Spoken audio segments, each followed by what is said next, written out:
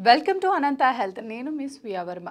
ఆడవారిలో ప్రాణాంతకంగా మారుతున్న silent heart problems. ఆడవారికి గుండె సమస్యలు తక్కువగా వస్తాయని చాలామంది అనుకుంటారు. కానీ వీటిని అంత తేలిగ్గా తీసుకోకూడదని నిపుణులు చెబుతున్నారు. గుండె సమస్యలు, ముఖ్యంగా కరోనరీ ఆర్టరీ సమస్యలు మగవారికి వస్తాయని అనుకుంటారు. అయితే మెనోపాజ్ తరువాత ఈ సమస్య ఆడవారిలోనూ పెరుగుతుంది. వాస్తవానికి ఆడవారికి గుండె సమస్యలు వచ్చే ముందు ఎలాంటి లక్షణాలు కనిపించవు. దీనివల్ల ట్రీట్మెంట్ తీసుకునే అవకాశం తక్కువగా ఉంటుందని డేటా చెబుతోంది.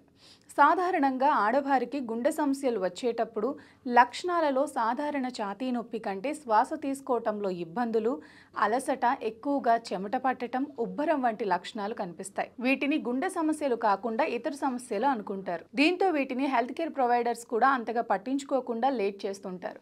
అంతేకాకుండా దీనికి నివారణ ఏంటి అని తెలుసుకోవటం, షుగర్ వంటి సమస్యల గురించి తెలుసుకోవటం కూడా ఆడవారు చేయరు. ఆడవారికి వచ్చే సమస్యలు: రుమాటిక్ వాల్యులర్ గుండె సమస్యలు, ప్రసవానంతర cardiomyopathy, primary pulmonary hypertension, systemic erythematosus వంటి సమస్యలు మగవారి కంటే ఆడవారికి ఎక్కువగా వస్తాయి.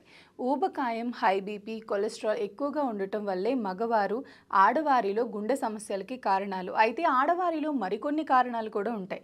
వీటి వల్లే వారిలో ఎక్కువ సమస్యలు వస్తాయి. ఉదాహరణకి స్మోకింగ్ మగవారి కంటే ఆడవారిలో ఎక్కువ ప్రమాదకారం.